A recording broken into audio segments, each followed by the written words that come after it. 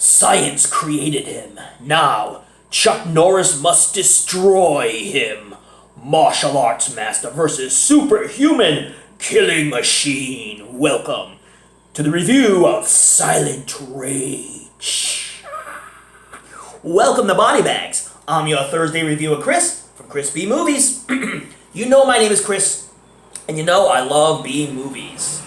And as well as B movies, I like them Chuck Norris films. Oh yeah. So this is Silent Rage, and this is a movie that scared the hell out of me when I was a kid. I mean, I had nightmares for weeks. But now in my adult years watching it, I had a lot of laughs. This movie cracked me up. But as a kid, you're watching something like this and it scares the living hell out of you. And I guess back in them days, things were different, I guess. People got scared of goofy things, like I did, I guess. Maybe I still get scared of goofy things. I don't know. This is a film from 1982 by director Michael Millis. And if you don't know him, you might know one of his other films, Jackson County Jail. Another old school type of film. That's not too bad. I haven't seen Jackson County Jail in so long. But it's not too bad of a film. Hey, even Mac is excited. Yeah, even Mac is getting some Chuck Norris action over there. Mac attack over there. So I'm going to try to describe this film the best way I can. Most of you who have seen Chuck Norris films probably seen this one. This is one of my favorite of the Chuck Norris films. It's a movie that scared the hell out of me as a kid, like I said. But now I watch it, it cracks me up. Especially some of the fight scenes were so hokey, man. So anyway, you get this guy, John Kirby, and this guy's got some issues, okay? He's psychotic, and he's having a psychotic breakdown. He's a man who rents a house with this family who are totally obnoxious. Well, the man in the house is kind of quiet, just keeps to himself, but the wife is a big mouth, and there's 3 kids that are just annoying as hell. So he wakes up from his slumber, all sweaty, with a kid knocking on the door, and he's like, oh, yeah, I'll be right there. And he opens the door, and one of the kids is like, you have a phone call. And so John is so anxiety-ridden. He's sweating, and he's going down the stairs, and he's against the wall, and you just know this guy's got issues. So he goes down, and he gets on the phone with his doctor, and the kids are screaming while he's on the phone. He's like, I'm losing it. Doctor, I'm losing it. I'm losing it. And so he has pills that he's jingling, and he just drops them on the floor, and he's like, I won't be visiting with you today. And that's where the murder starts to happen. So he goes outside, and the mother's screaming at him, saying, can you believe these kids? Well, don't be rude, answer me. And he goes outside. He starts fumbling with an axe, and he's holding it like this, and it's kind of creepy. How he's going through the motion with the axe that's like against this like tree branch. So he pulls it out, and he goes by the kids, and he goes into the chicken coop, and it almost seems like he's chopping up chickens. I don't know what the hell he's doing in that chicken coop. But the kids are running, and the kids end up in the house, and the mother sends the kids to the park, because you don't want kid killings, come on. No, Columbia Pictures does not approve of such things. So he comes to the house with the big mouth mama, and he shows up with the axe, and he starts chasing around the house. She goes into her room, locks herself in. We know what's going to happen. So he takes the axe, and he's chopping the door down. He does not say, here's Johnny, okay, because that's in another film, okay? So then the quiet father, comes down with a chair, smashes the chair. He totally no-sells it, and takes the axe and just hits the father in the head. And then he comes in, goes after the mother. But before he can chop up the mother yells to the postman, help me, help, help! So the postman's going to call the sheriff's office. Oh, yeah. So he chops the mother up, and she's dead. Now here comes the sheriff. Sheriff Dan, played by Chuck Norris. And his comedic sidekick, Charlie, the deputy, played by Stephen Furst. Stephen Furst is good, man. He's good for the humor. And he's cool as just a simple-minded deputy who doesn't really have the experience of the sheriff. And the sheriff's trying to kind of teach him the ropes.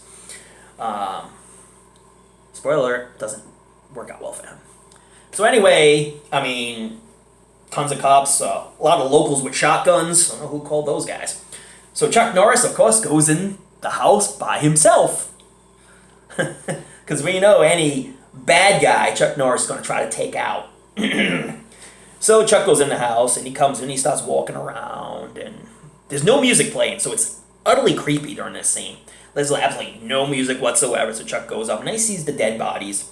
So he goes into the room, and we figure that old John with the axe is in the room, but he's actually in another room. So Chuck comes in, starts looking around, and then John Kirby runs at him with the axe, and they have this little fight scene where he has Chuck like this, and Chuck kicks off a wall. They backflip over a bed, and now Chuck finally gets him and throws him out the window, and he kind of jumps out, and he's trying to get away. And at that point, his psychotic doctor shows up, because he knows, the doctor knows things are not so good, so he's going to pay him a visit. So he's like, don't shoot him, don't shoot him, don't shoot him. He's my patient, he's my patient. He's just psychotic, he just needs meds.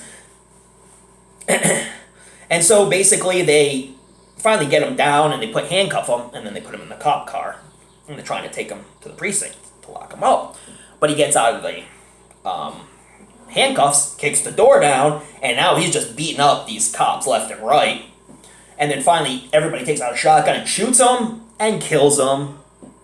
And now he's dead. And you know, the doctor's upset because it's like he feels like he's responsible for not helping John. So now, not only, anytime Ron Silva plays somebody, he's multi-talented. Not only is he a psychiatrist, he's also basically a physician. So it shows the body of John, and basically they're doing experiments on his body now. I mean, John's dead. He got killed. So they're experimenting with him, and then Dr. Tom, Ron Silva's character, his boss, has this serum. And when injected, it gives people immortality. So anytime you get a scrape or you get a cut, the body automatically heals itself. So basically, now they're bringing John back to life with this drug. And at first, he gives him a placebo because Dr. Tom's like, just don't do this. Just let him rest in peace, man. And he says, oh, it didn't work. Okay, so when he leaves, now the other two doctors, they shoot him up with the real serum. And now, John's coming back to life. John is more psychotic than he was before. And he's almost like animalistic. Like he goes like this, almost like a gorilla or a monkey of some sorts. Totally mindless. It's almost like, Frankenstein. He's alive.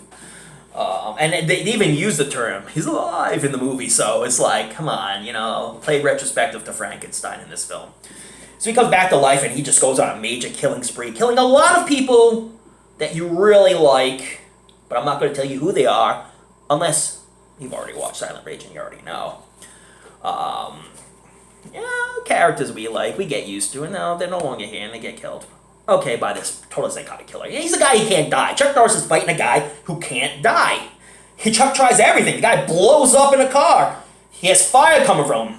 He survives. He survived 1 million gunshots. Well, the doctors actually brought him back to life. He survived getting thrown right off a building. Michael Myers didn't get thrown off a building, but he got thrown out of the house and survived. So it pays homage to a lot of, other films. Like Halloween and Frankenstein. And I gotta say, Brian Libby, man, I liked him as this crazed killer.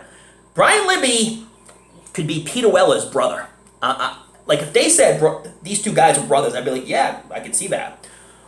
He plays a good psychotic guy, albeit a psychotic guy from 1982. Pretty laughable. Some of the fight scenes, especially the end fight scene with him and Chuck Norris, absolutely hysterical. Because, Chuck Norris does his, stare in the eye face off, and he's like, goes down like a gorilla. Absolutely hysterical. I was laughing my ass off. The end scene, that's a scene that scared me as a kid, because is there really an end in sight? And I think there's a reason why there could have been a sequel, but there was no sequel made. Well, you'll see at the end of the film if you ever watch this one. Just say, if you take a header down a well, if you're this guy, you might survive it. So, the cheesy film, man. It's cheesy as hell. Chuck Norris's acting is incredibly cheesy. Brian Libby, I like the guy. I've seen him in other films. He did the best he could with this. Either him or Peter Weller could have played this part. Oh my god, unbelievable. So the acting was kind of hokey and kind of 80s style acting. And then people, some of the character development was not too bad. You really feel for the deputy, Charlie, Stephen Furst, because he's a comedy relief. You really like him. There was a fun fight scene with a bunch of bikers in a biker bar. Oh my god, I was laughing my ass off. Oh my god, absolutely friggin' hysterical scene. But again, you gotta watch Silent Rage to see what I'm talking about. Oh yeah. Things were unintentionally really funny. A lot of the fight scenes were hokey and hysterical. But the film flows so well and it's so much fun. It's so much fun to watch. I'd say that the best actor in this film was Ron Silver. I think he did a pretty decent job. You know, Ron Silver is pretty much an A actor. Everything I've seen him in, he's been good. He's the best actor in this whole film. Stephen Furst as the second best with, the comedy relief. He's great at comedy. And if you ever seen him in Animal House, you take a real liking to this guy. I don't know if he's still acting, though. There's a question. Here's points to ponder. I'm going to put this one on a cheeseometer because it's cheesy as hell. But a fun film, and it's an hour and 40 minutes, and it doesn't feel like an hour and 40 minutes. It flows pretty well. I got this from Mill Creek, and I love the slipcovers for this. It's got like that VHS type feel to it. I remember seeing this film in theaters, and then, after I watched it on VHS. I'll check it out. Mill Creek does a really good job with these slipcovers. I really like them. And this cover out's not too bad either. I don't think so. And it just has the film.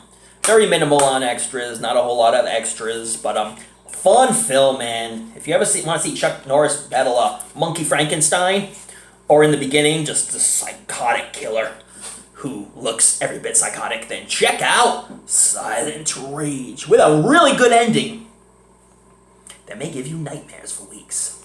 So yeah, thank you so much for watching, and I'm going to rate this film, 10 being the best, 1 being the worst. I saw this film in the theater, so it has a special meaning to me. So I give it a good 8 out of 10. It's a fun film. And if you want a fun, old-school canon-like film that has fun, hokey action, not so good acting, but cheesy acting nonetheless, then check out Silent Rage. You might like it. And this is one of my favorite Chuck Norris films because, it was probably one of the first. I saw An Eye for an Eye first, and then I saw this one. It was one of the first couple films I've seen from Chuck Norris, so it holds a special meaning to me. But anyways, check this out, and check this whole, Mill Creek collection of VHS slipcover type films. They have a lot of really good films, so, yeah. Old school feel, it even says, action thriller. Mixes horror with action. Hey, you can't go wrong with this film. Well, anyways, thank you so much for watching. Check out all the other reviewers. They all do a bang-up job. And check me out next week, because next week we're doing some genre on. Pizza. And don't forget to check out those late-night horror movies, and if you want to watch a good midnight film, this is perfect for midnight. Read up on your latest Fright Mags, but don't forget to tune in to another episode of BodyBags, and we're going to take John Kirby out of that well and send him your way.